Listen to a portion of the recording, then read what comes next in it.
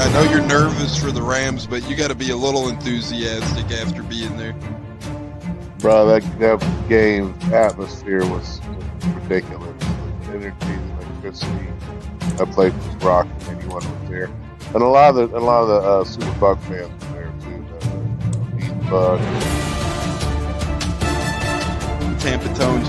We are joined by lead goon tonight, host of the Pat and Aaron Show of WDAE, Pat Donovan. And it sounds like Stunna is bumbling a little bit. Going to put him on mute for a second until that gets a little clear. But we're joined by Pat It looks like Donovan. Stunna's hanging out with Cheech and Chong in a car with the windows up or something over there. It does look like we got a little. No, my camera's broke. Howdy ho, howdy hey, how the hell is everybody? Welcome back into the Buccaneers. We got a great show today with some great friends of the show joining us. The gentlemen from the Command This podcast. Always a great time on the program. Our guys, Dev and Steve. Always great, Steve, I should say. Always great company here. Of course, along with our own Buccaneers. Ain't no Dev here. Ain't no Dev here. That's Phil. I said Phil. Phil I right said here. all of them. I said Phil, Dev, and Steve. I can't. Dev ain't here. Yeah. Well, Dev, you know, look, Dev is the comedy on our podcast. All right, he's already everybody's favorite co-host. You know, we don't need to give him any more love than he already gets. well, you're my favorite because you're a Penn State guy too. So we got that to work with, and we know we got a big game coming up. But nonetheless, great guys over at the Command This podcast joining us. Besides Dev, we'll put it like that. Steve, how the hell you doing, brother? Welcome in. Appreciate you. It's playoff football time, man. I'm excited. We haven't been here in quite some time. You guys are kind of used to this. It's been a long time for us Washington fans, so this is a new era for us, man. We are excited. Let me tell you. Yeah, and Phil, do you echo those thoughts as well? Are you on the same page as Steve? Absolutely. This is you gotta understand that the record we finished with this year is the best record we finished with since 1991. Right. So this is one, maybe two generations worth of fans on our in our fan base. This is the greatest season they've ever witnessed. And, that's so wild.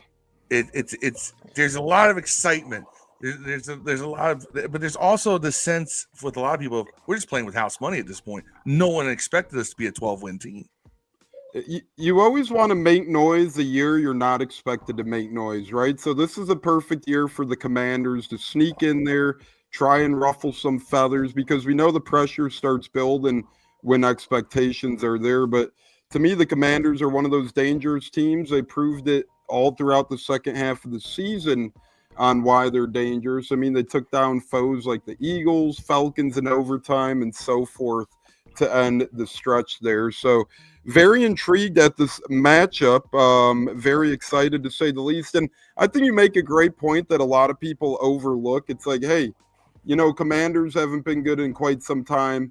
This is probably new for the Commanders' younger fan base. That's how it was with the Bucs. When the Bucs started getting good in 2020, we had so many fans be like, man, never seen this before. What the hell's going on here? What's happening? And it's like, new Bucs fans, we understand. We get you. We haven't been good, in about 15 years, but believe it or not, we were good at some point. So kind of funny how Washington is in a similar spot now in terms of their fans being like, hey, we're in the playoffs. We haven't felt anything like this before. But well, every time we've ever gotten into the playoffs, it's always been, you sneak in as the bottom seed, or you win a division, but it's not a spectacular record. The last two times we won the division, with 2020, we were 7-9. And in 2015, we were 9-7, right?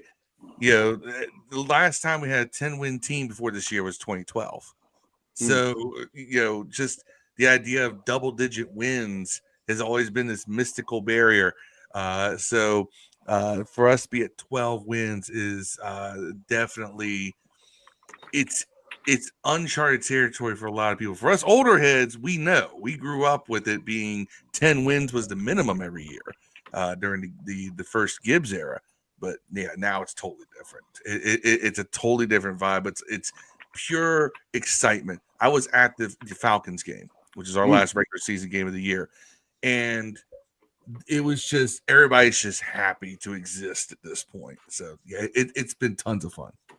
Yeah, and it looks that way. And even Marcus Mariota had a nice little second half for you guys last week. So Yeah, man. knock on wood. But Steve, before we get J-Lo and Gene in, I do want to get your thoughts. We talked obviously before week 1. We talked before the draft. Yep. Now this is kind of our third time circling up here in the year. Well, now 2025, but in the football calendar year, we'll put it. Kind of thoughts on, how the Commanders started. They drafted Jayden Daniels. On week 1, you face a tough Bucs team. You look a little flat. Not that that's a bad thing because you had a new head coach, new quarterback, and all that. And then you turn a gear so big that next thing you know, you're double-digit wins in the playoffs. Terry McLaurin suddenly looks like a top 5 receiver in all of football this year. So, Steve, thoughts on kind of the progress of carousel for the Commanders this year before we bring in our great Gene and J-Lo coach?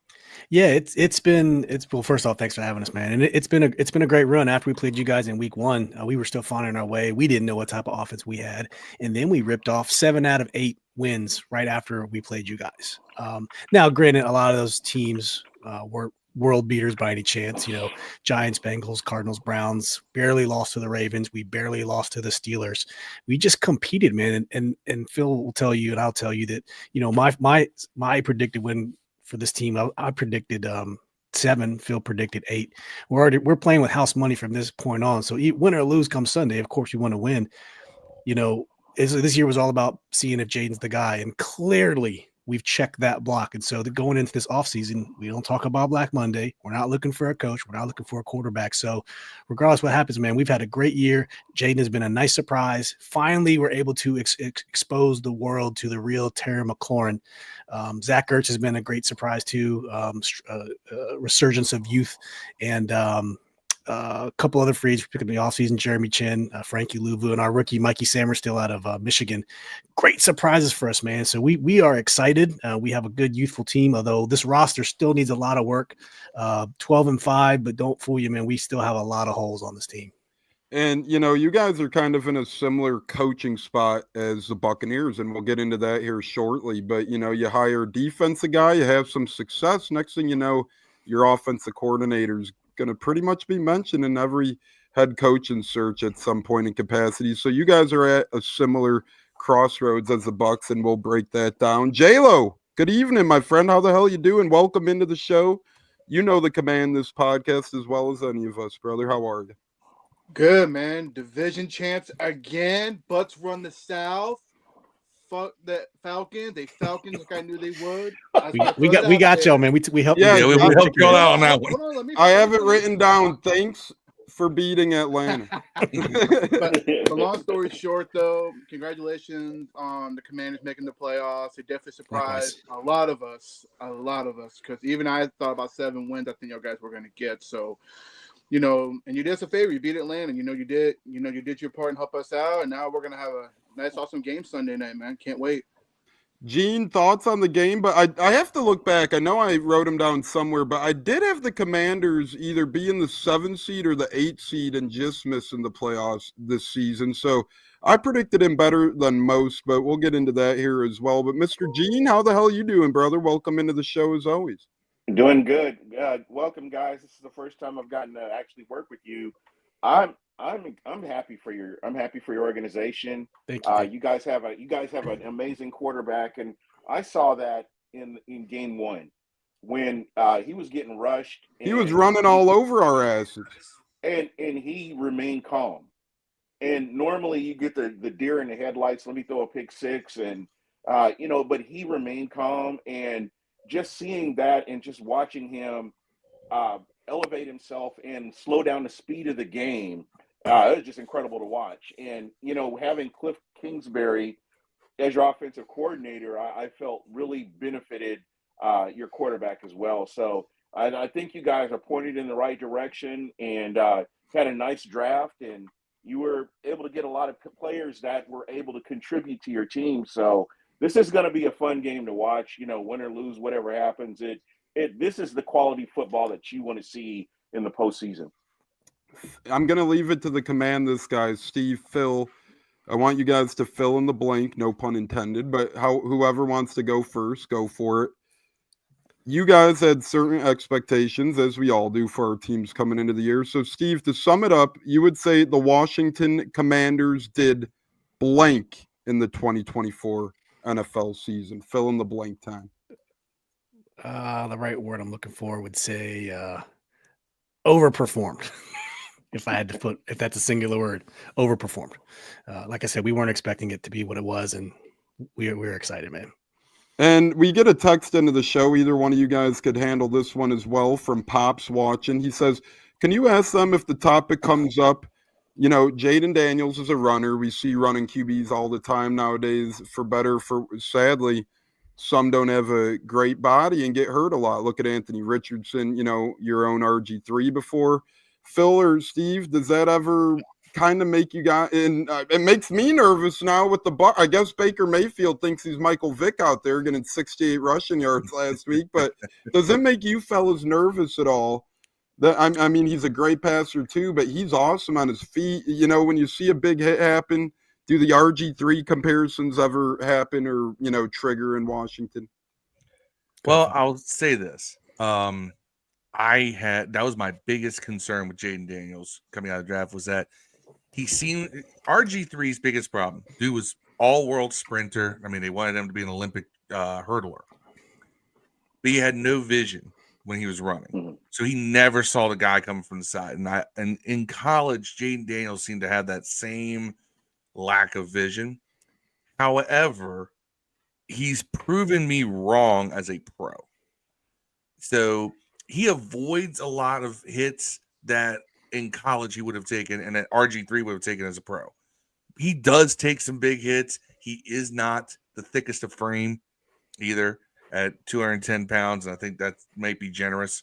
But because he has some of that Lamar Jackson shiftiness about him, he manages to avoid taking unnecessary amounts of punishment. Now, he did suffer a rib injury earlier this year that affected him for a couple of games. And he took a couple of big hits in the Atlanta game that we thought we were literally just clenched, just like, please get up, please get up. Yeah. So it's not, I mean, you're going to have that to a certain extent, especially because this fan base does have PTSD from Robert. But Jayden, like I said, his style of running is very different from Robert in that he can juke defenders. He can make guys miss. He can make guys try to take him down from the shoestrings instead of just slamming him square up. So I think that his ability to avoid the big hit, it makes us feel just a little more comfortable than we normally would. Like Jim was saying a second ago, he does need to work on sliding diving. He does a thing where he kind of falls forward head first, and luckily has been no issues. He's really good about getting out of bounds. But the thing that impresses me more about Jayden Daniels more than anything else is that no moment is too big for him, regardless of the situation. And that's just playing well above his years as a rookie quarterback. He doesn't look like a rookie quarterback. If you look numbers aside, his composure on those game-winning drives, I'm like blown away every time I see it. I'm like, holy smokes, man, this dude's playing like a seasoned vet. He's been in the league for 16 games, 17 games. It's crazy. So that's the thing that impresses me most about Jayden, his ability to stay calm under pressure. And that's something that, man, we haven't seen here in a super long time. But back to your point about Baker's running, that's the Baker I love to see, man. He found a new upgrade to himself, and that is a good thing for Baker, man. I love to see him running because he always had it in him. He just never did it. Yeah, and it's always a beautiful thing when you're able to get out of Cleveland. That's just a franchise. If I could kind of piggyback off of what they were saying there, the one thing that kind of gets missed is Daniels can read defenses. And not to take anything away from RG3, but RG3 was he was just go with the flow, and Jayden Daniels can actually read defenses, and he's kind of shown that. I've seen some of his check downs, things that you don't normally see from a rookie where he's been able to come in and do that. So again, you guys have a stud there, and I really expect bigger things from him in the future. Yeah, and just to reiterate what Steve was saying before we bring Katz and our other co-host as well, that Monday Night Football game against the Bengals, it feels like yesterday, but what the hell was that, 2 or 3 months ago already at this point? The football season flies by, but that game proved to me right then and there, and I know the Bengals were a little underwhelming in terms of overall record this year, but that team was not a joke. That was still a scary team.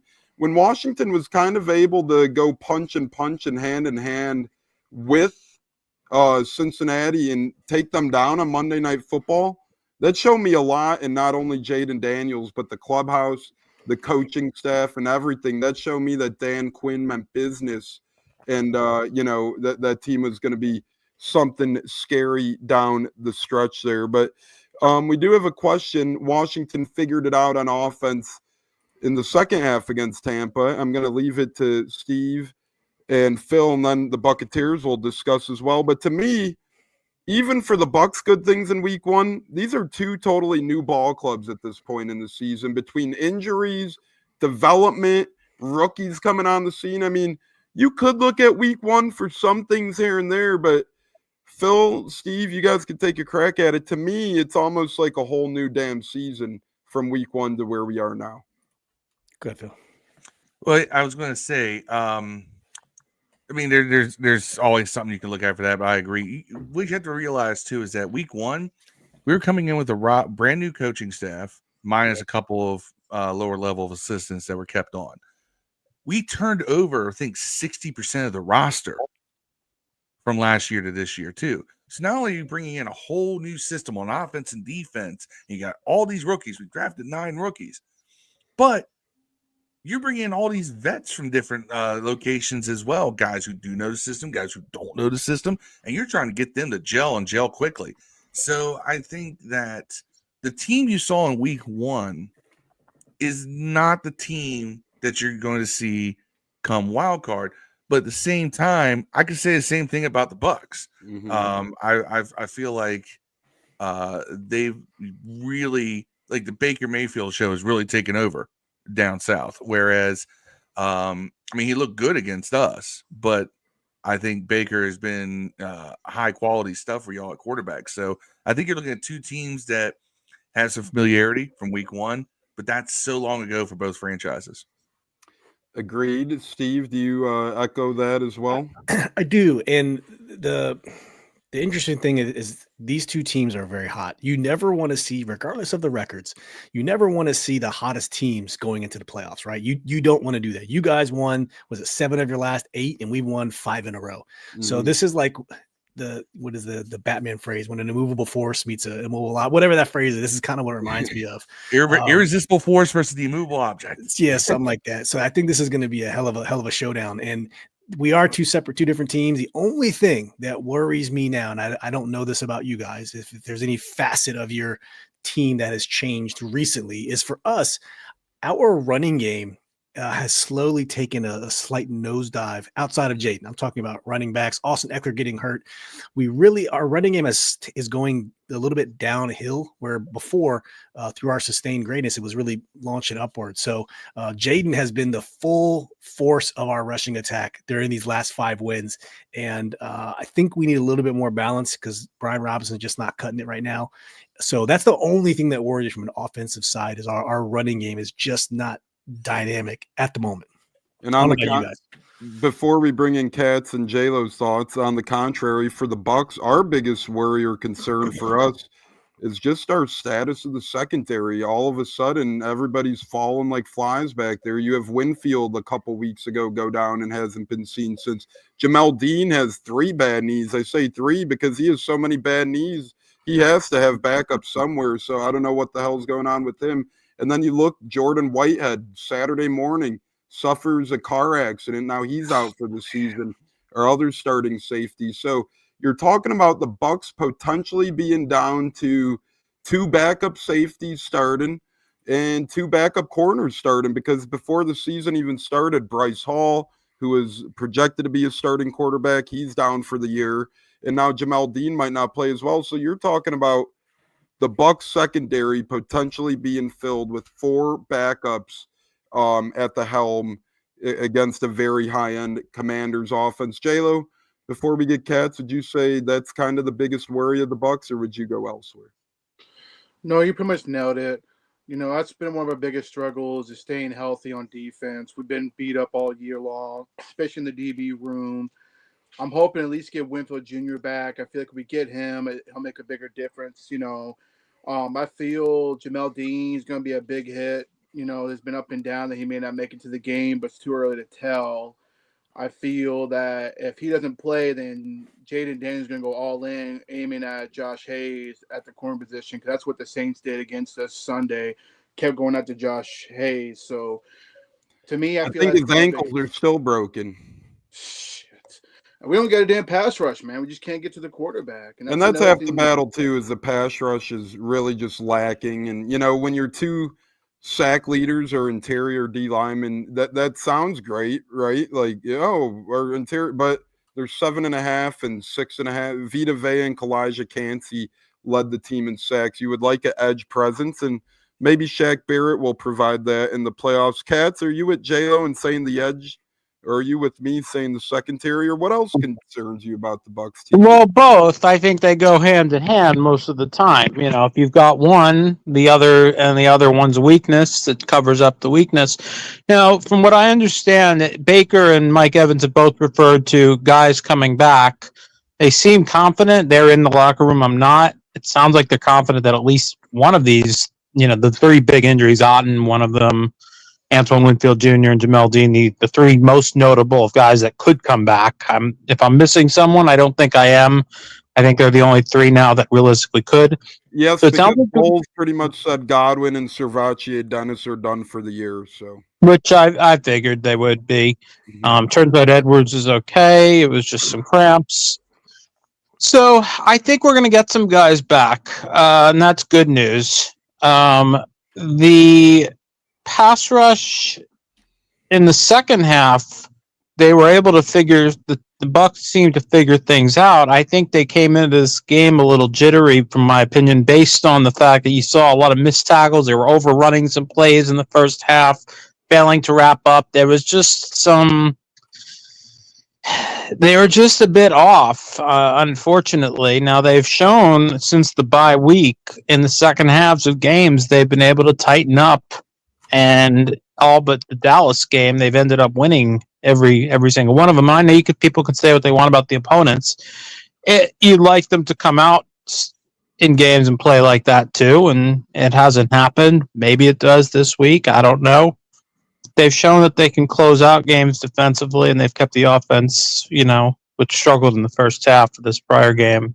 But I felt pretty confident if they come out in the second half and score in that first possession, that the defense, like it's been doing, would tighten it up, and eventually we'd be able to pull through. Yeah, and great points there, Cats. I think you're right. Todd Bowles' adjustments have been outstanding of late. That was one of his biggest flaws when he got named Bucs head coach. Besides not using his timeouts, it's no adjustments are being made. Like that game against the Texans last year, where they just kept driving on us. They win with that long touchdown, long pass that resulted in a touchdown. And then, a couple other games last year, you've seen Todd Bowles better his, participation and preparation for half number 2 of football games. So good to see there out of Coach Bowles. A lot of people want him out of town. Not me. I like him a lot, and we'll talk about that here as well. Before we kind of compare the Bucs and the Commanders, Redskins football team, Washington coaching situations, and how you guys soon might, realize having a defensive coach is great, but it comes with its sidekicks. I do want to ask you guys this year's rookie quarterback class might be the damn best in quite some time, but then you look back and you realize Josh Allen, Baker Mayfield, Lamar Jackson, and Sam Darnold were all taken in the same draft class as well. But that draft class aside, this is either tied with it or could exceed it as well. But fellas, you had Drake May, you had Jayden Daniels, you had Caleb Williams, who showed some good stuff. You had Bo Nix. We barely seen Michael Penix, but in his couple of games, he showed a little bit of life. And then you still have J.J. McCarthy on the shelf. You had some other late-round picks like Rattler and company, and Milton on the Patriots this past week make some passes as well. But fellas, being a Commanders guy, I said it before the year when I had you guys on the draft pod. I think Jayden Daniels is QB number 1, and I'm going to remain consistent right now saying Jayden Daniels is QB number 1 from that class. With all that talent, all those quarterbacks, you guys would probably be feeling pretty good regardless. But the fact of the matter is, you guys have to be feeling the best of the best out of any of those quarterback teams right now, fellas.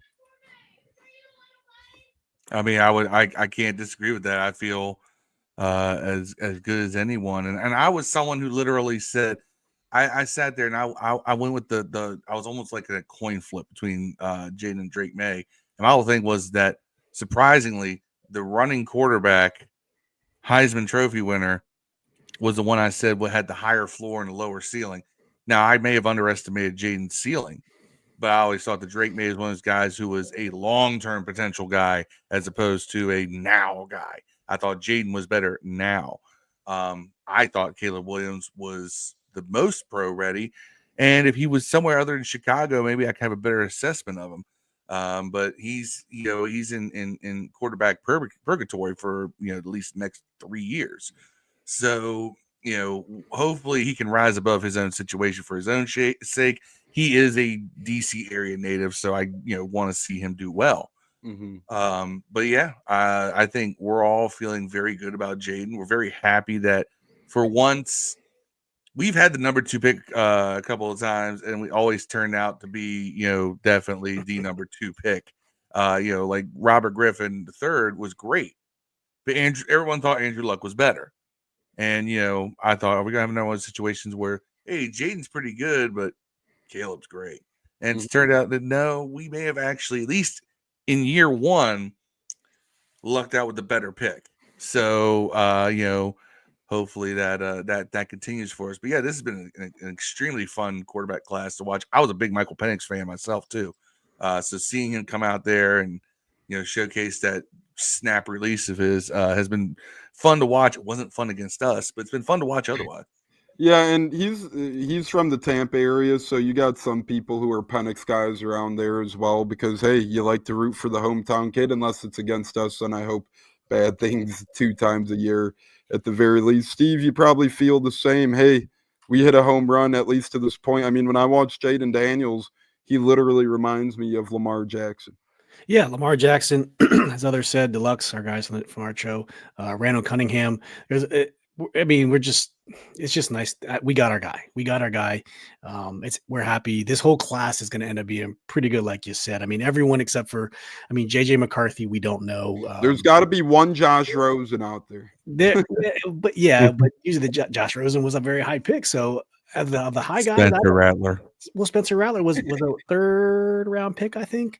I think he even might be pretty good, but Penix is going to be good. Nix is going to be good. McCarthy, who knows? I hope they keep Sam and get rid of McCarthy. I think Caleb will be fine. He just needs the right coach and support around him. So this is going to be a great class. We got our guy. We're happy. No more quarterback drama. We can focus our attention elsewhere. It's just nice not to be in the quarterback carousel again because I tell you what, man, that it was getting old. I'll give you a perfect example of how I know we have our guy. Any other year, when Mariota comes in as he did against the Cowboys, and he did against the Panthers too, and plays as well as he did, we'd have a quarterback controversy in this town, right? And there is a history of Washington fans where about 40% of the fan base will root for the backup, no matter who the backup is, that dates back to the days of Sonny Jurgensen and Billy Kilmer, right? So we're dating back into the early 70s, that it's always been this way. And I can give you tons of examples.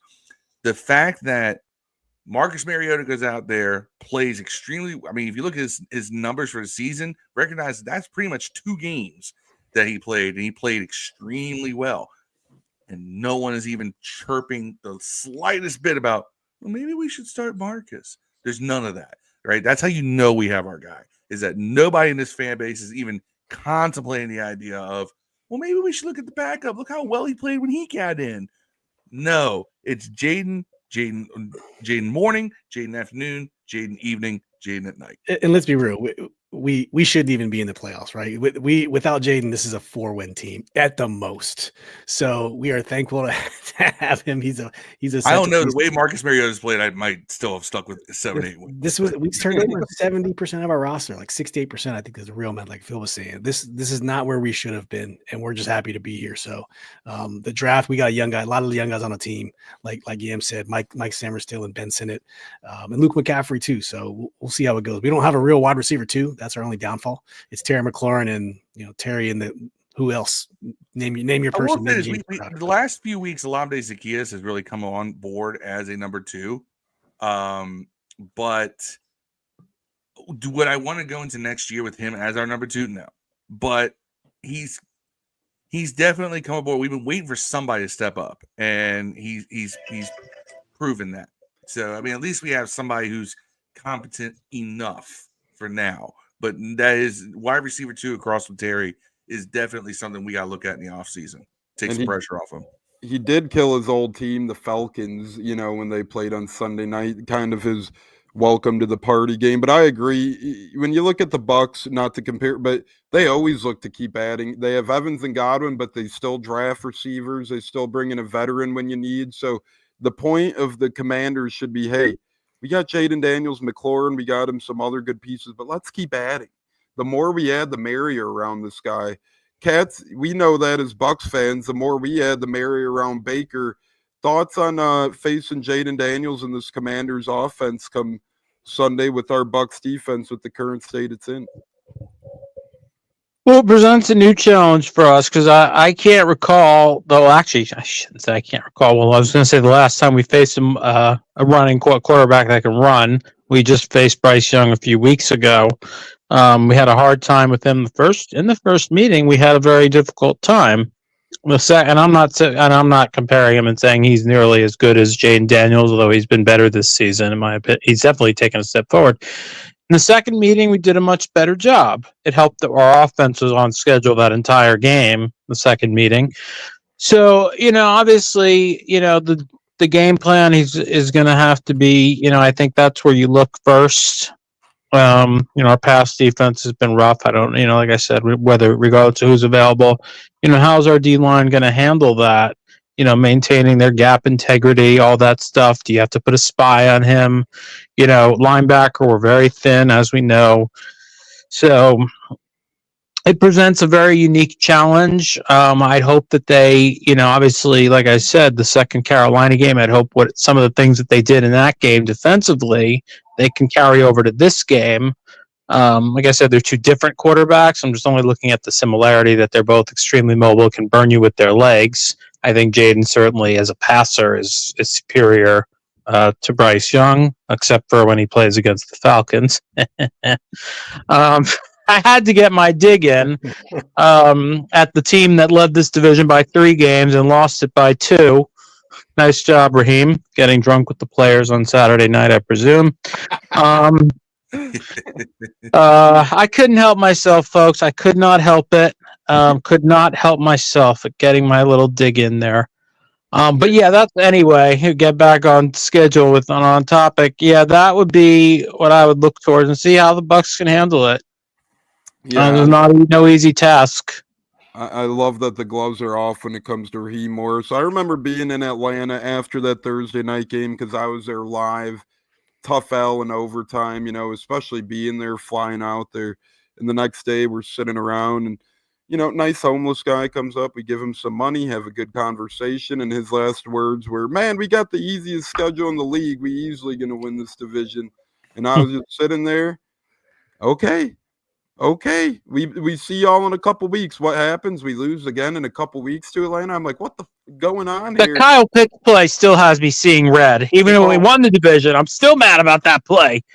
I was at that creamsicle game, and let me tell you something about those fucking Falcons fans. Pardon my French, but they were yelling, "Rise up, rise up!" I told them, "Rise up, finish the season. Let's see what happened." And guess what? You're missing the playoffs. You bench your $100 million. Well, let's guaranteed roll our running sleeves quarterback. up. We're not this ain't. I mean, I love My to bash the Falcons' role, Yeah, I know, but my you know, let's Hey, we can bash but I had to give Giants it and to Cowboys too if you want. that's why yeah, it's yeah. supposed to Let's be. just start bashing everyone. But I do want to thank Steve and Phil for knocking the Falcons off their freaking mantle a couple weeks back. That was looking a little scary at one point when we lost to the Cowboys. You know, when you don't control your own destiny, it's like, man, Yeah, it's what rough. the hell happens? But we do have a text in for Steve and Phil before we get to a couple more questions. We're live on the Buccaneers. We're also live on Command This, I believe, as well. So couple dueling outlets, always good stuff. We did have Gene here. I don't know what the hell happened to him. Maybe he went to play whack-a-mole, but we do have Cats and J-Lo alongside Steve, Phil, and myself. And the text says, what do they think is their weak link on D versus the Bucs offense? So, Steve, Phil, what do you guys think your I'll weakness take this is? one, Phil. That's easy. Yeah, That's you already know. our run defense. We are near dead last in the NFL on run defense. Phil probably has a different thing he could probably say because that's bad too. But for me, it's run defense facing the Buccaneers because we keep talking about Baker and Mike Evans and Jalen McMillan and K-Dot. It's Bucky Irving and Rashad White to me are going to be the difference makers in this game. I don't think it's going to be Baker. I don't think it's going to be it might not be Mike Evans. I think it's our inability to stop the run is going to bite us in the ass. I'm pretty sure Phil might say something different, but that's what I was going to say. I mean, if you want to look at a comparison, we have the third best pass defense in the league and the 30th best rushing defense. Take it for what it is. Where's our strength and where's our weakness? There you go. I would have to agree with Steve. It's run defense. I mean, if I were to throw in a secondary thing, I'd say maybe we don't force a lot of turnovers. We force a lot of 3 and out. We force a lot of 3 and outs, 4 and outs. We're pretty good at that, getting off the field. Bend but don't break. We'll hold you to field goals when you thought you're going to get a touchdown, that kind of thing. But the big glaring elephant in the room is our run defense. It needs work. Jonathan Allen came back from his pec injury and has been pretty ineffective in that role. I like to see Johnny Newton back in there because when he was getting the vast majority of the snaps, we seem to at least be a little more stout in the middle because Johnny Newton's a rookie. And he's one of those guys that he doesn't have a lot of stuff that shows up on a stat sheet, but he creates havoc. He creates activity in the middle and forces plays left, right when you want to go center. Our run defense has been just abysmal, especially as of late. I'm a big fan of Newton as well. He played at U of I right here, so I was able to see a lot of him up close, and he's going to be good, man. I mean, he'll be a force for Washington's front line one day. And hey, fellas, don't get nervous. Maybe next year y'all will be a top run defense. Look at the Bucs. Last year we were ranked 32nd or something awful in rush offense. This year we're one of the best rush offenses in the damn league. So you never know what could change year to year. Took a 4th-round running back, Bucky Irvin, to say, surprise, I'm right here. And some Liam Coen offensive scheming to get the Bucs running game on track. But we are live with the fellas, Steve, Phil, Cats, J-Lo, myself, for a good bit more time here. I do want to ask you guys about score predictions and player of the games in a little bit from now. But if I could ask you guys, Phil and Steve, then we'll get to J-Lo and Cats. Obviously, our game comes first, but Phil, if you could pick one other playoff game to keep your eye on, what would it be and for what reason? Oh, that's a good question. I'm trying to think what other game, because I think our game is probably the most intriguing. I think our game is the biggest quote unquote coin flip in terms of what the hell could happen. I'm going to be only because of the fact that these are two teams that really kind of mirror each other, and not in terms of style of play, but the results. All right, look at it this way: the Buccaneers were 4th in points scored this season. Washington was 5th in points allowed. The Buccaneers are they're 18th, or sorry, they're 16th, and the Commanders are 18th. Right, so you have middling defenses when it comes to points allowed, but we score a lot of points, both teams. So to me, that is kind of what I look at as this is going to be interesting. This is going to be very interesting. Now, correct me if I'm wrong. It's Ravens and Steelers are the 3-6 game over in the AFC. That's going to be interesting, only because that is a blood rivalry in the playoffs. And I think anytime it's kind of like if you got a Commanders Eagles, Commanders Cowboys game in the playoffs, or if you got like Bucs and Eagles, or sorry, Bucs and Falcons in the playoffs, Bucs Saints, it's war, right? So if I'm going to watch any other game, which I probably won't because I'm going to be on a cruise ship. But Hey, that's awesome, bro. Love if I were to set aside some time, I'm going to I'm going to want to watch the Ravens and Steelers just because anytime that there's blood rivalry divisional games in the playoffs, it just becomes war, and that's tons of fun to watch. Real quick before we get Steve's thoughts, what cruise ship you go? If you don't mind, what cruise ship you going on? Taking a Norwegian down to the Caribbean, getting away from all this snow. Yes, sir. I've heard nothing but good things about Norwegian. I haven't cruised Norwegian before, but my fiance's friend has and said really good things about it. So that'll be. I've never been on a cruise before. This is actually a birthday present to me from my girlfriend. So, she's making sure I'm taking care of. She's a massive Commanders fan. She may or may not be in the chat. I don't know. But, hey, keep her around if she's getting That's a cruise ship. Damn.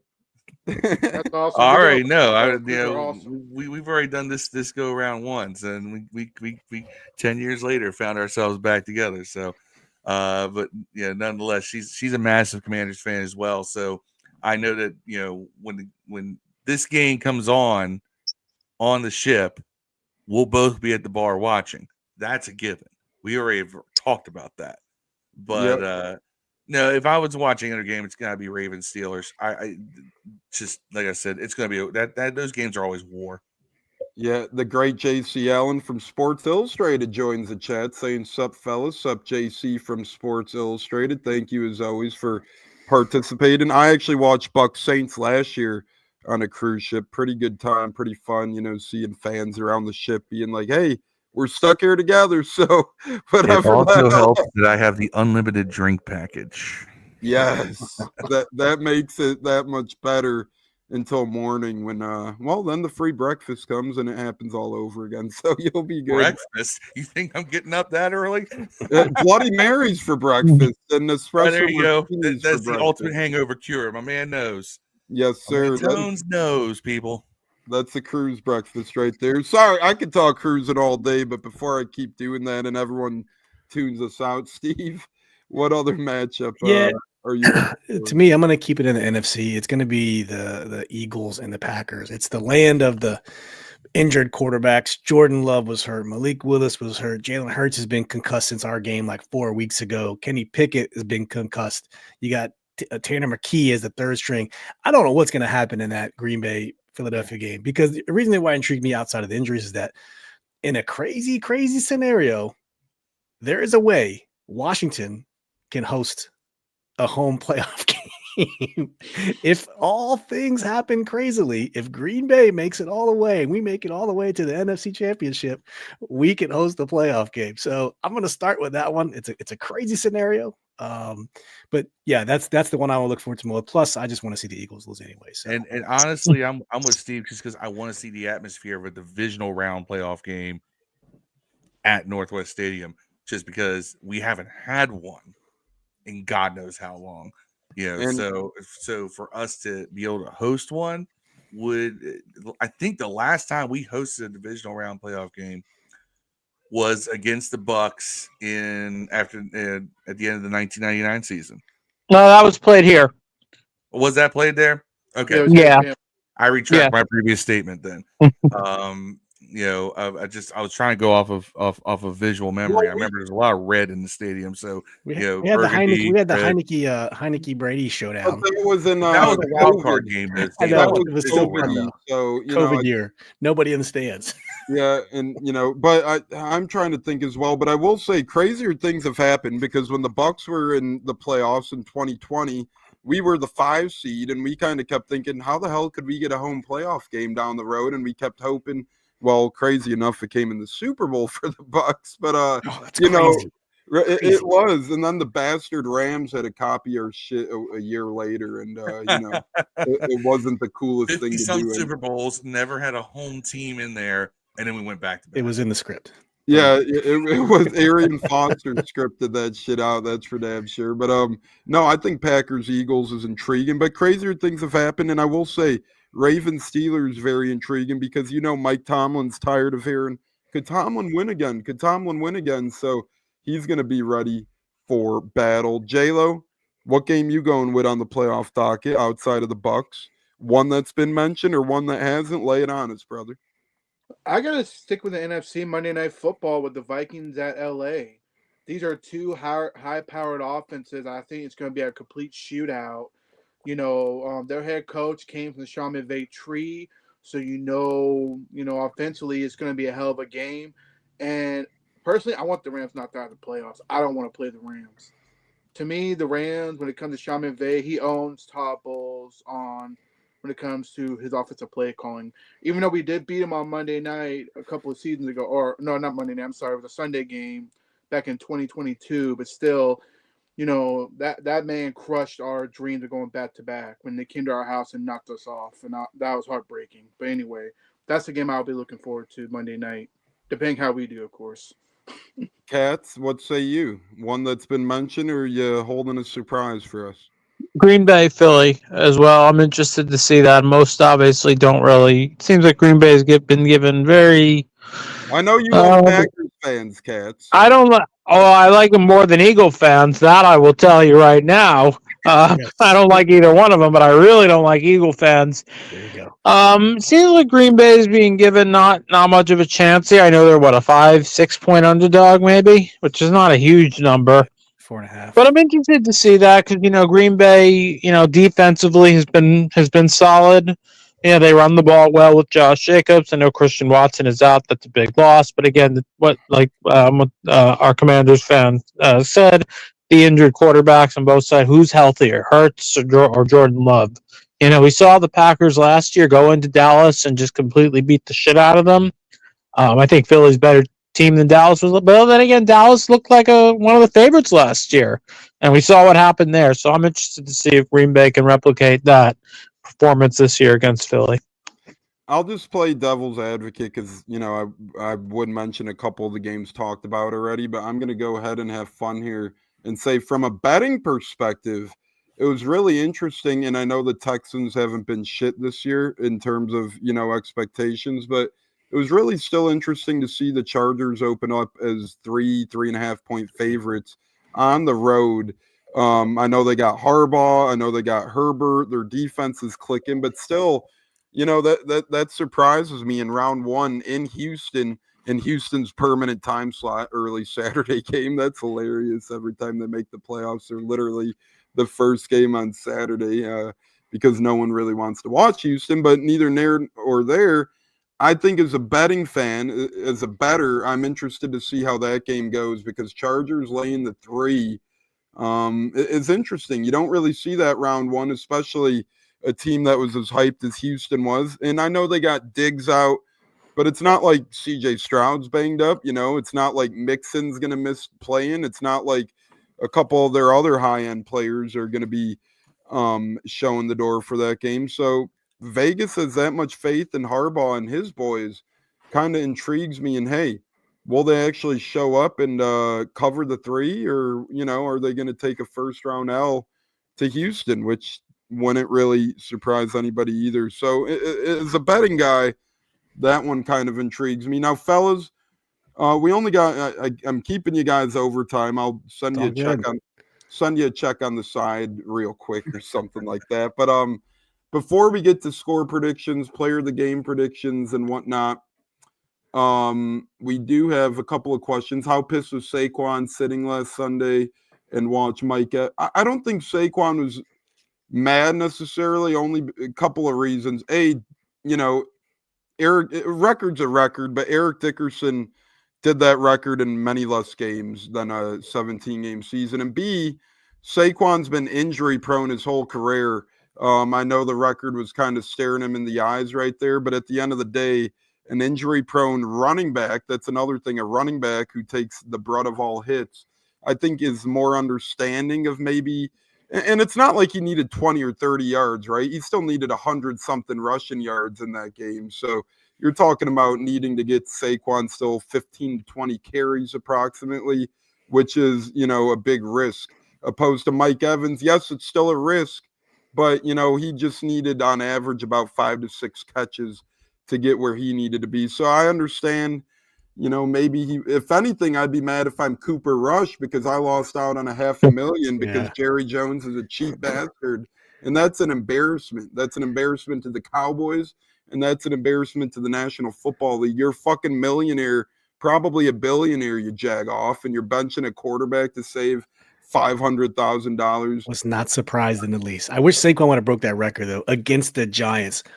Right in Joe Shane's face, right in Brian Daboll's face, right in John Merritt's face. Like, screw you guys, man. All over like $2 million. You saw it on Hard Knocks. I wanted Saquon, and especially after listening to Eric Dickerson saying, fuck that dude. I don't want him breaking my record. I wanted Saquon to just destroy that record, man. Put Eric Dickerson in second place. Do it against the Giants. But Saquon's a humble dude, man. He didn't even want it, so he'll regret it later.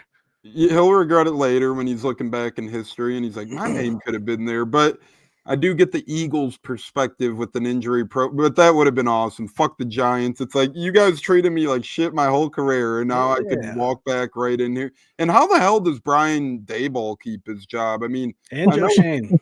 Yeah, no offense, not taken, but the year the Giants made the playoffs, they got a bunch of cupcake wins in that division, and they were not just that division, but they were the last place team the year before, so they played a bunch of fourth place teams and kind of beat up on him. But now we could rant about the Falcons and Giants all day too. But nonetheless, fellas, we're gonna briefly, you guys could join in or not, but we're gonna pick our team that we think will win the college football playoffs, and we're gonna get to score predictions, final words, and bounce out of here. But J-Lo, who do you got in the championship of college football playoffs, and who do you got winning it all?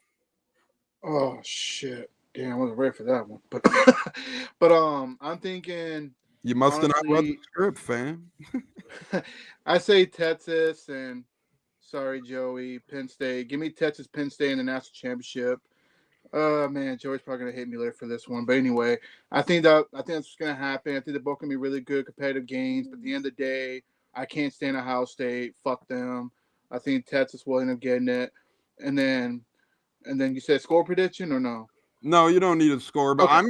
I'm gonna have a heart attack this week between Penn State and Bucs playoff games. Are you kidding me? 3 days apart? What the hell is going on here, Phil? I know you probably feel my pain there, but what say you for college football?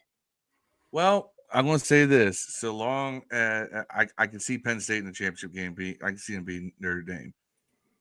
Now, whether or not Penn State wins the national championship is dependent upon one of two things: who they play. If they play Ohio State, they'll lose because Franklin cannot beat Ohio State. I don't know why. There's something in his DNA that says I will do the most baffling play calling against Ohio State.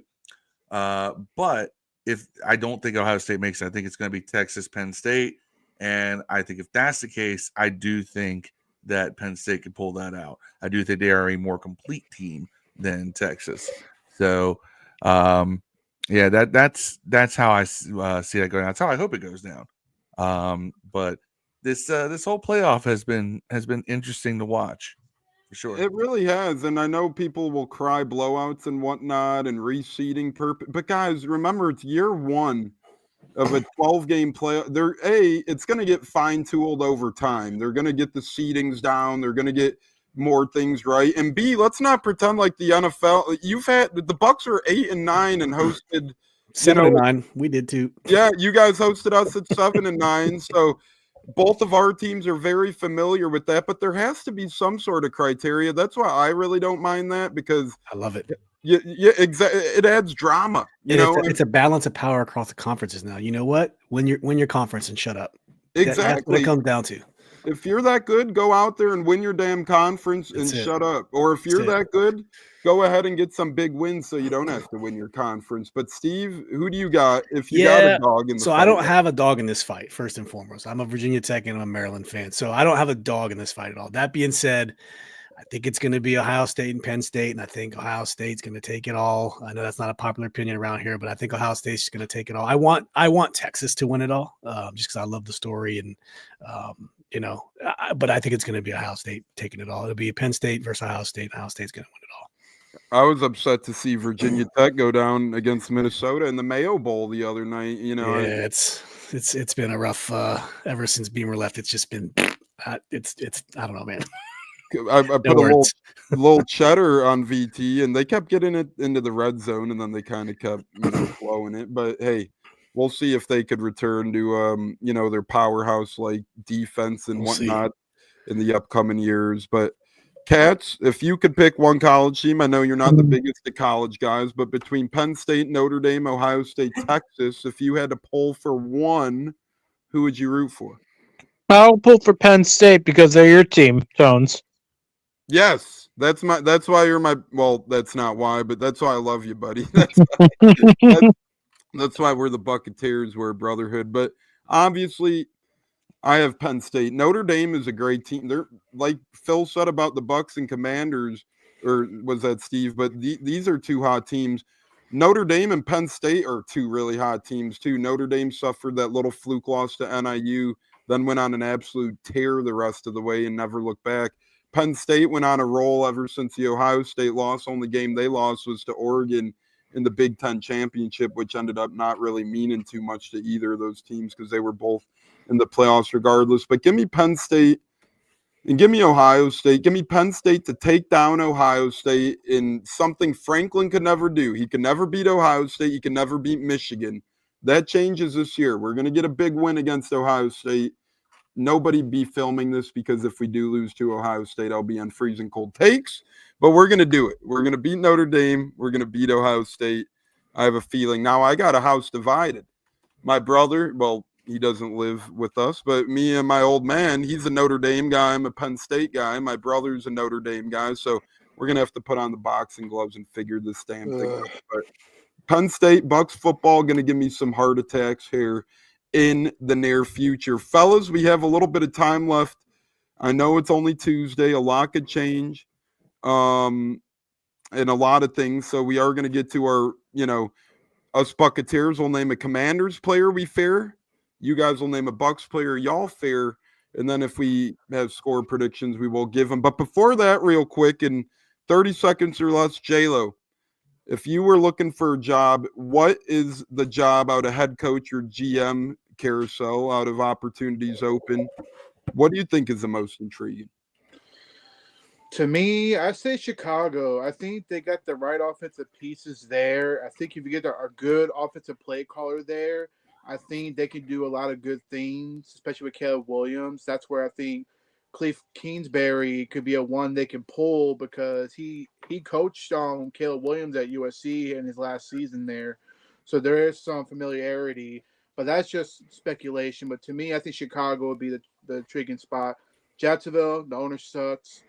Vegas, the owner sucks, even though Tom Brady's like some of our third owner, but to me, it's Chicago. Emily, one of the great lady listeners, says, "Where's Gene?" Like I said, I think he went to play whack-a-mole. He was here, he was hanging out, he was chilling, and then he disappeared. And fellas, you guys think you'll change back to the Redskins ever? Real quick, any thoughts on that? No. Here's the thing. All right, there's a lot of online chatter about that, but it's strictly online chatter. What you will see is that, and I heard this from someone who's very high up in the Commanders organization. They're trying to bring him back as an alternate. They're trying to bring back the old logo and the old uniforms and everything. It's like a throwback alternate, kind of like the creamsicle uniforms, right? It's a throwback alternate.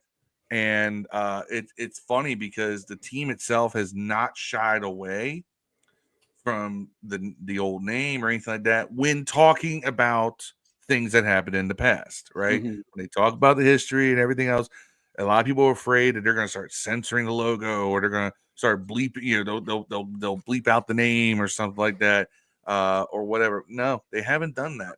They've been very good about, look, that was then, we are the Commanders now. That's how it is. Now, ownership won't come out and just say it, and that's kind of annoying. But they keep kicking that can down the road, and you can kind of see they're just doing it because it's like, we're going to keep doing this until y'all stop talking about it. You know, we're going to keep saying it's not a priority. It's not a priority because it's not a priority. They've got 10,000 things to worry about that are more important than changing the name back. But they are looking to bring it back as a throwback. It's basically trying to appease all parties, and it's the only way you can. You know, if you see that, you know, wonderful burgundy and gold with the noble Native American on the helmet with the feather and everything else, one time a year, I think you'll make a lot of people happy just because it's there. But it's not coming back. Pandora's box has been opened. You can't close it at this point. And before Steve's thoughts, quick, Phil, if you could pick one head coach or GM opening, where are you going? What's your favorable job? Probably Jacksonville because I like the weather. Steve? Honestly, I you know, realistically too, Chicago, no, because I hate the ownership of Chicago. Yes, exactly. I wouldn't go to LA just because I feel like that's just that's permanent purgatory. Jacksonville goes up and down, which means that they had the potential to go up. So plus, you know, as a wrestling fan, to work for Shad Khan would be pretty cool. You know, I'll say hi. I'll say what's up to Tony in the holes. But nonetheless, yeah, I think Jacksonville has a lot of advantages in terms of, you know, you always have, of course, the no state income tax thing, so it's easier to pull some free agents and so forth with that. There's just anything Florida based, you have advantages like that. And there's a couple other states you could do that in too. But I think that Jacksonville would be the most appealing one. You have a talented quarterback down there. Not as talented as we thought he was going to be, but you have something at least that can hold you over until you decide if you want to go in another direction or not. And I think that you can build something down there that you can't. And ownership allows you to do that, where you can't do that in a place like in Oakland or Chicago or anywhere else. Hi, Dev. That's Dev signing in. He's not here with us, but Hey, that's Dev. That's Dev saying hi. I love the Pyrex God name. I remember those all too well back in the day. If you're talking about those type of pirate, you know, the little pens, those were awesome. But nah, he's talking about measuring cups, if you know what I mean. Hey, yes, sir. Yes, sir. For me, it would be New England. Of all those places, New Orleans, Vegas, Chicago, New England, Jacksonville. Yeah, you got Trevor Lawrence, but I think New England is the closest thing to a sure quarterback. And so that's always the hardest problem. So if I'm a head coach, I see Drake May, I go to New England.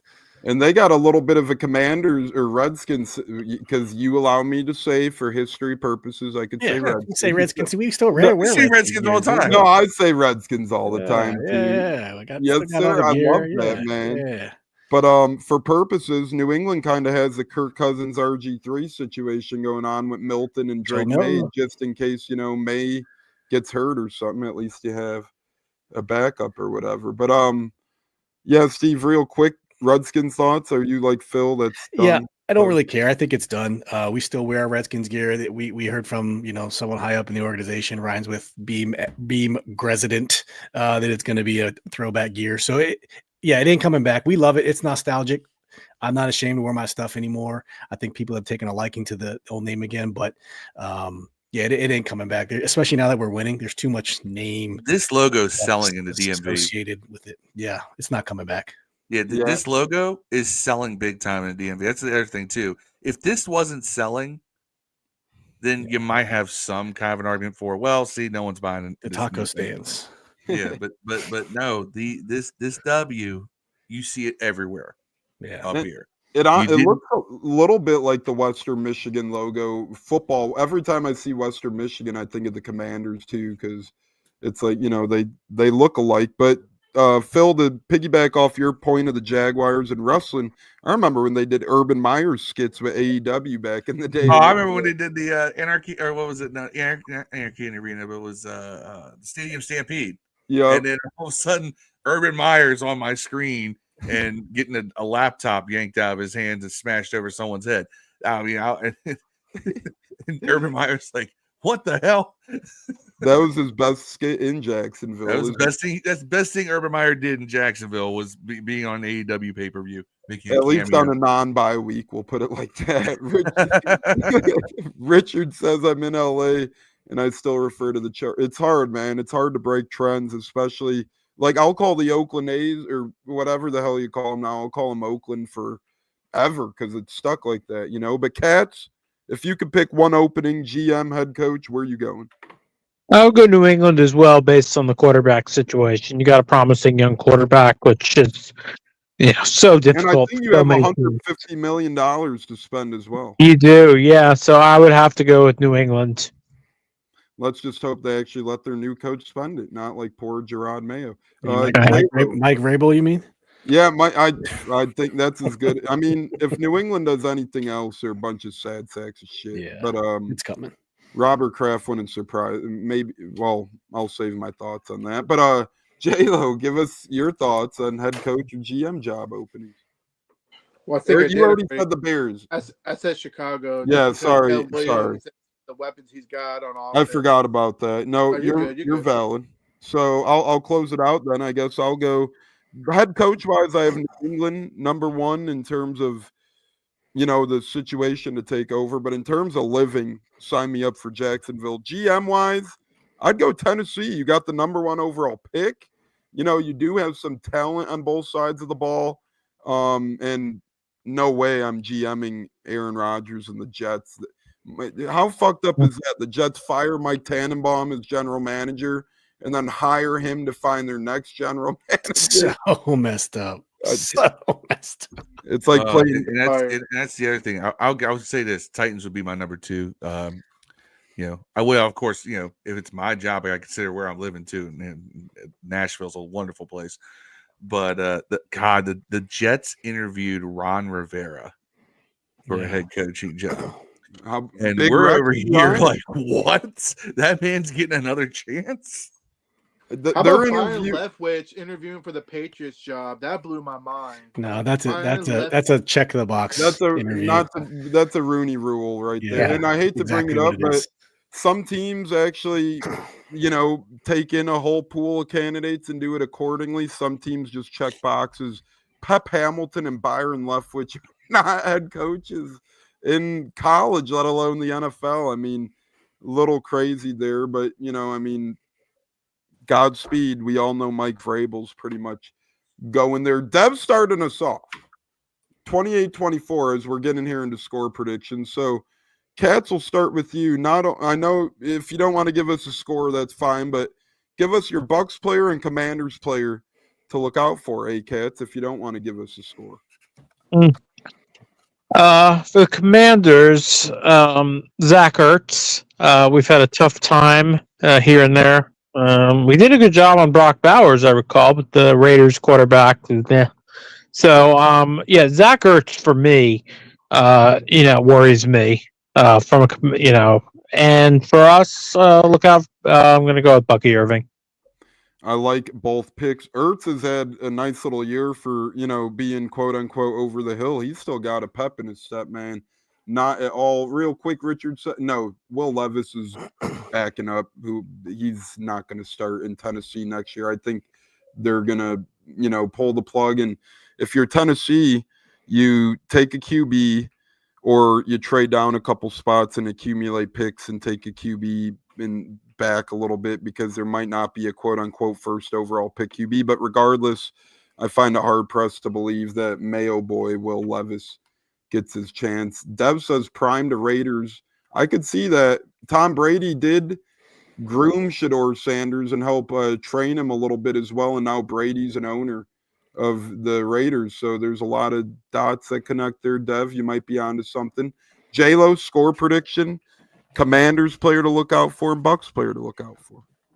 So score prediction, I think it's going to be a shootout. Give me Bucs 35, Commanders 34. I think it's going to be a bit shootout. Comes down to how the ball lasts, and I think when they'll get in the game, winning drive touchdown to win the game. Look out for on the Commanders. I say Scary Terry, man. I think if Dean's not playing, I think they're going to try to scheme Scary Terry on Josh Hayes. And then on the Bucs side, Bucky Irving, man, the guy's been a stud all year. And that's what we got to do is run the football. That's what You we're kept known saying it for. last week. I was going crazy. You got to run the damn ball. That's our trait. Yeah, I want to get Mike the record, but you got to run the ball. That's our best on offense right now is run the football at this point. Real quick, some breaking news in the world of baseball. Justin Verlander signs with the San Francisco Giants. Still going. I think his wife keeps him motivated, you know. Like, but Guaranteed contracts, man. You can't go wrong in baseball. yeah, literally, baseball, you get paid. Baseball and basketball are ridiculous payments. Oh, breaking news in the world of football. Uh-oh. The Dallas Cowboys. Letting McCarthy talk to the Bears? They have denied Mike McCarthy. They only have for one more week. Yeah, McCarthy can talk to whoever he wants next week. So it's like Jerry's so petty, man. Jerry Jones, unless you bring McCarthy back, this is another move that should scream never coach and never play for the Cowboys. Red flags. Unless they bring McCarthy back. But Phil, give us your thoughts on the McCarthy situation and then on the score prediction and players of the game. Bring him back, please, Dallas. Just keep bringing him back. I bring him, sign him to a 10-year guaranteed contract, and just keep bringing him back. I am perfectly fine with this because I think Mike McCarthy is garbage down there in Dallas, and I don't even necessarily think he's the worst of head coaches. I just think that him in Dallas is a bad fit. So I am perfectly fine with that.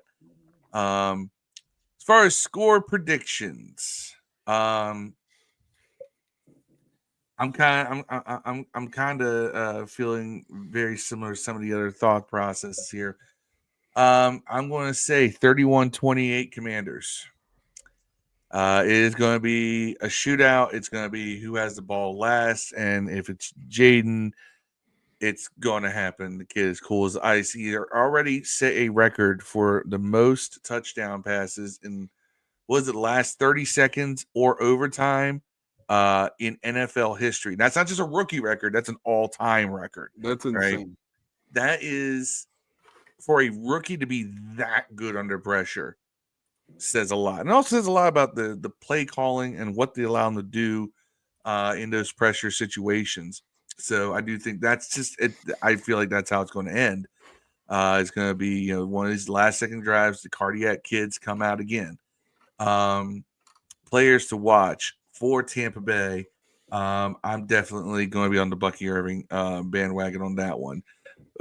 We have a terrible run defense, and the dude ran for over 1,100 yards this year, averaging almost 5.5 yards a carry.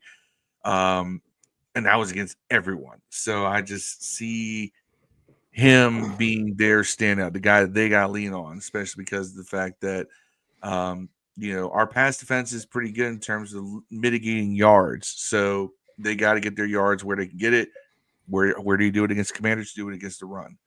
On the other side, Commanders player to watch, I'm going to say is because you already inverse. Your pass defense is where things are suspect. Mm-hmm. And I think there's going to be a lot of focus on Terry McLaurin, especially because of what he pulled off against Dallas. So I'm going to say this, and Steve is going to love the words. The next name comes to my mouth. Dyami Brown. Let's go. Okay, so let me preface this. I don't like Dyami Brown. I remember you talking about him in the preseason even. I didn't think he was even going to make the roster. I think he's a perennial underachiever. I don't think all the things he was supposed to be coming out of college he has not been. But he is an extension of the run game because no receiver on our roster runs wide receiver screens better than he does. And we run a lot of wide receiver screens. And he'll make one big catch every so many games. It's just like, oh my God, he exists.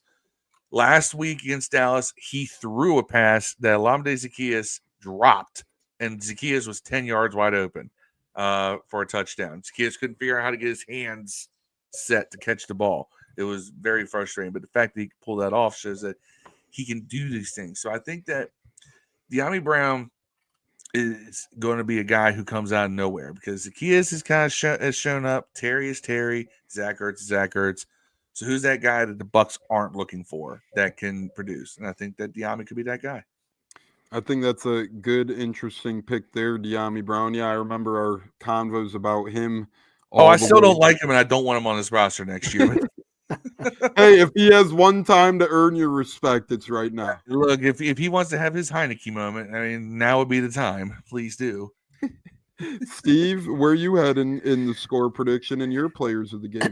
So, for the record, I'm not a homer.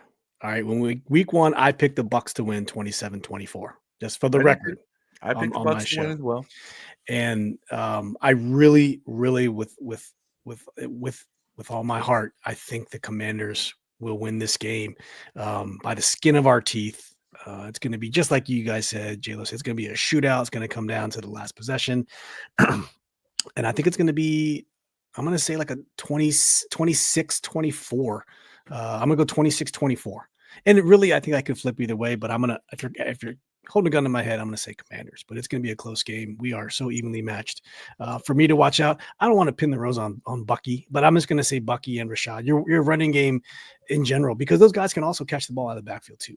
So they're, dynamic, both of those backs, Irving and White. So yeah, our run defense is suspect. You got to watch those guys. So I got 26-24 Commanders and your running duo of White and Irving. Yeah, Commanders player to watch, Steve. Oh, Commanders player to watch. I think it's gonna be. I'm gonna say Terry McLaurin. Man, you guys have those injuries in the secondary. I want to say Mike Evans, but it's hard to say because I don't know if Marshawn Lattimore is playing. That's a great storyline if he is playing, because I know those two have. I wasn't aware of the battles they've had in New Orleans, but I saw the videos and it was pretty damn intense. So. We don't know if he's playing or not. He didn't practice. He hasn't practiced. So we are watching that closely. Yeah, there's a lot of there's no love lost. Let's just put it like that between Lattimore and Evans. They've had battles all the way stemming back from 2017 to 2020 to 20. How did they fare? Did Evans come out on top of those battles, or was it pretty 50-50? Or what, in your guys' opinion? In terms of on-field play, it was 50-50. Some games Lattimore would get Evans, and some games Evans would get Lattimore. It's funny, though, the one lasting although it was 50-50, the lasting image is ultimately Evans kind of burning Lattimore on the one with Lattimore diving at his feet. But if you actually had to break it down, they got the best of each other quite a bit. And now in terms of physicality, it was kind of, Mike Evans was always a little fired up and amped up and, kind of got his way. But on the field play, it very even. Lattimore got the best of him sometimes, and some Bucs fans will yell at me. I'm not a homer either, man. I'm just telling it like it is. Yep. Lattimore got the best of Evans at least half of the time they played. But I'm going 27-21 Tampa, but I actually think the Commanders lead at halftime in this game. I think they're up 14-10 at half. And then I have the Bucs making some adjustments and figuring this thing out and taking a late 27-21 lead and never looking back. But I do have the Commanders up at halftime 14-10. And then I think Bowles has to make some adjustments. And a guy you have to adjust for and watch out on. And I think, I know he's getting older, but he's still playing at a high level. I'm watching out for Bobby Wagner on Washington and their defense. He's been there. He's done that. He's, been in the playoffs before, been in the Super Bowl before. He's a guy who's very well experienced. And to me, he's the one guy who could game change the game plan and make Baker Mayfield that, when you see Jumpy Baker in the pocket, you get nervous as a Bucs fan. I think the one guy who can make Baker into Jumpy Baker is Bobby Wagner, because he is a stud. And if I'm the Bucs, and if I got one player to look out for, and you hope he shows up, you hope he disrupts Kalijah Cansey. When he's been on this year, he's been on. I mean, he missed pretty much the first half of the year. He ends up with 7.5 sacks as an interior D lineman. If the Bucs want to throw Jayden Daniels off his game, if they have any chance of doing that, you need pressure on the quarterback. And our best guy to do that this year has been Kalijah Cansey. Last year, he had really good playoff showing. This year, we'll see what happens. The Redskins O-line, not a lot of popular names, but they've held their own. They've brought in some new guys and whatnot, but that unit's held their own. I'll be interested to see if a guy like Kalijah Cansey can make a difference and throw. To me, the rookie of the year, Jayden Daniels, off his game. And I know people make the case for Bo Nix. Some people even make it for our own Bucky Irving. But the things Jayden Daniels has done for the Commanders, generational talent, all-star talent, one of those guys you'll remember for a long, long time. Upcoming Buccaneers schedule, we'll be back Saturday, and we'll have a nice Saturday, 10:30 a.m. Eastern. And Thursday night, Steve, if you want to talk about it a little bit, you guys will be having us on yours. For sure. You guys going to the game at all? I'm planning on, well, I don't want to get ahead of myself, but if the Bucs somehow win and they make the trek to Philly or have a home game, let's just say I'll be going to that. Yeah. Me and my dad were this close to going to the game, flying out there, but plane tickets this weekend are like $650 or something insane like that because I think it's so last minute. So we're like, hey, if the Bucs somehow win, they'll earn our money, then we'll fly out and see them. But we want them to win one playoff game before we make that big of a purchase. I'll probably be there. I'm looking at tickets, and I'll probably be there. Nice. Because the prices are dropping, and I get paid tomorrow. So let's see where the balance is at, and I'll definitely let y'all know for sure if I'll be there or not. Nice. We got a ton of people flying out there. Yeah, I believe so it. it should be a huge contingent. There's a big contingent of Redskins fans in Florida too. A bunch of old people go there to retire. So should travel well. That's the one thing about Raymond James Stadium. The opponent fan base, and Katz, you're a specialist at this, but man, what would you say, Katz? Maybe 25 to 30% of the crowd at least will be Washington on Sunday? Probably about 40. I was there the last time the Redskins played the Bucs here in the playoffs. I'm still mad about that game. That was 05? 2005, right? Then, yeah, I'm still mad about that game. I was very cold. It's going to be cold on Sunday night, too, so I probably will not be there at this one. I was a lot younger then. Yeah, there's a lot of that game was, I'm not going to get into that game now. But there's a lot of basically any northern city, that's got a historical team that's been around for a long time. Some of them is people traveling here, but a lot of them just live here. That's the case with all of these teams. Many of them root for the Bucs too until they play their original team. So that's just part of what it's like being a Tampa Bay sports fan. I've kind of just, come to, I don't want to say embrace it, but I've just learned that just is what it is with all of our teams. And that's always how it's going to be, because unless people stop moving here from other places, it's always going to be that way. And Steve, what time on Thursday again? So 8:35 p.m. East Coast time. I'm mad I'm missing that one, but I got plans for the Penn State game. But we'll be represented well with J-Lo, Gene, and Stunna. I think, Katz, you're welcomed as well. But I bet you J-Lo and Gene at least show up. So we'll see what the hell happens. Time for final words, sadly, before I get charged overtime here on this lovely StreamYard application we call. But no, for real, just a hell of a show. But J-Lo, give us your final word for Taco Tuesday or whatever. I think it's Tuesday. Yeah, it is Tuesday. Give us your final word on Taco Tuesday, brother. Final word is, thank you for y'all coming on. Like I said, always fun chopping up with y'all guys. Y'all guys have been really cool. When I found out you were going to be on the show, I was very happy, Like I said, Yeah, I had to tell J-Lo to put his hands where I can see him. That's how happy he was. But long story short, like I said, may the best team win. I'm very happy that your team made it. It's going to be a fun battle. Win or lose, it is what it is. I mean, this is what it's all about. You compete, you go make a run for a championship. That's what we're all here for. And we don't talk all off season. We don't break down the draft. We don't look at the schedule to fucking have football season end. So both of our fan bases and teams be very fortunate. We at least have one game left on the docket, because I don't eat ho-hos and bonbons and break down film for nothing. All right. Kat, final word before Taco Tuesday show ends, brother. Yes, thank you to Commanders fans for joining us, bringing some insight from the other side. We really appreciate that. And Buck fans, enjoy this. That was a riveting win Sunday. I know We all thought, many people thought that this would be a blowout. It wasn't, but in a way, it was meant to be that way. It was an incredible moment, not just the win, but an incredible moment for Mike Evans, a Tampa Bay legend and a Tampa Bay icon, to get that record. Enjoy it. I've been enjoying it for the last few days, honestly. I still am kind of on a high, and I can't wait for Sunday. Go Bucs.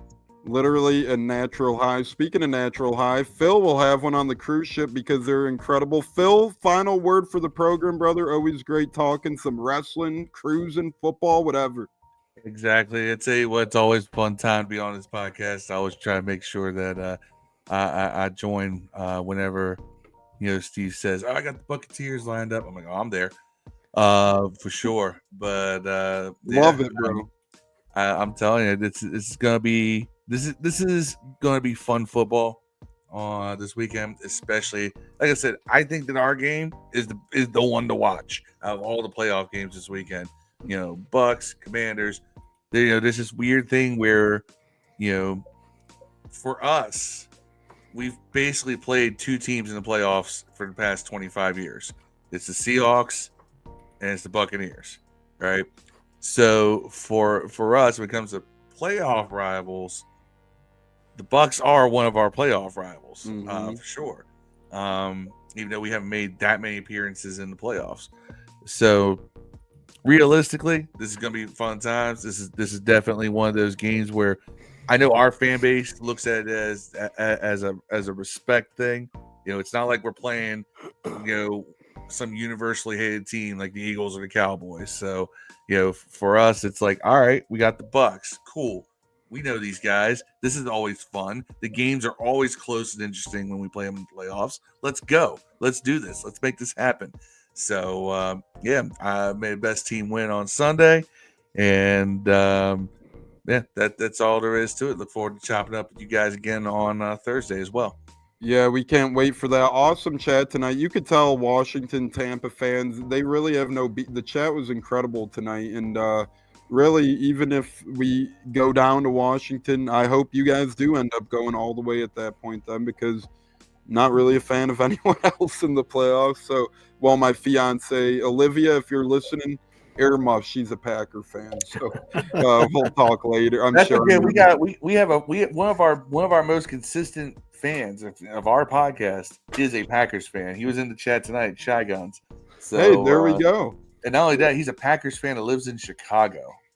Hey, that's how my fiance is. People look at us right. like, y'all live in Illinois.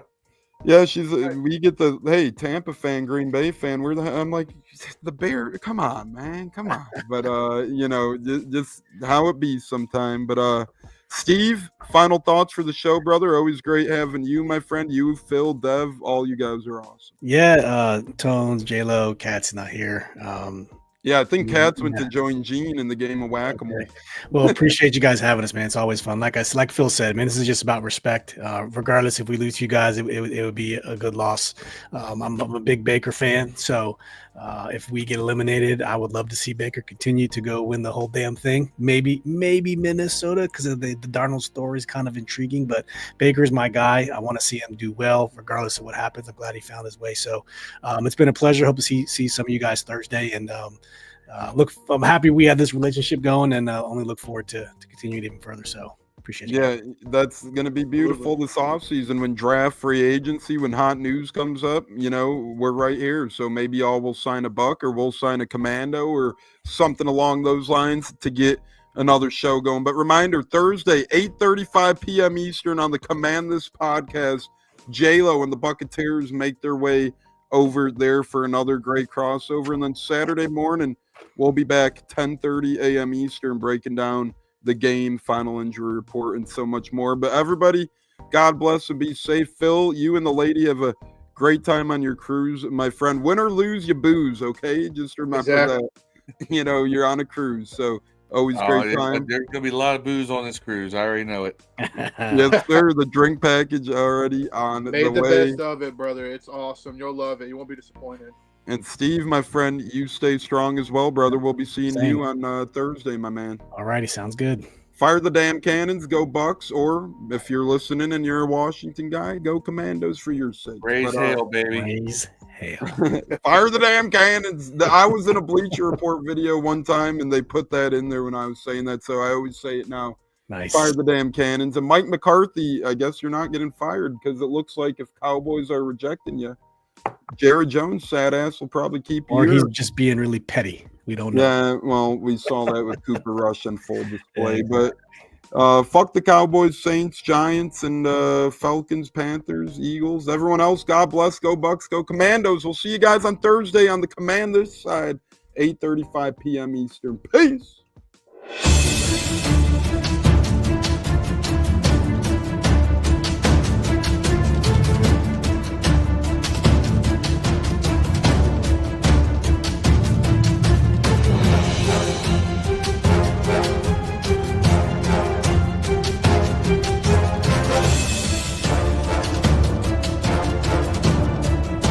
Game on Sunday, man. I know you're nervous for the Rams, but you got to be a little enthusiastic after being there.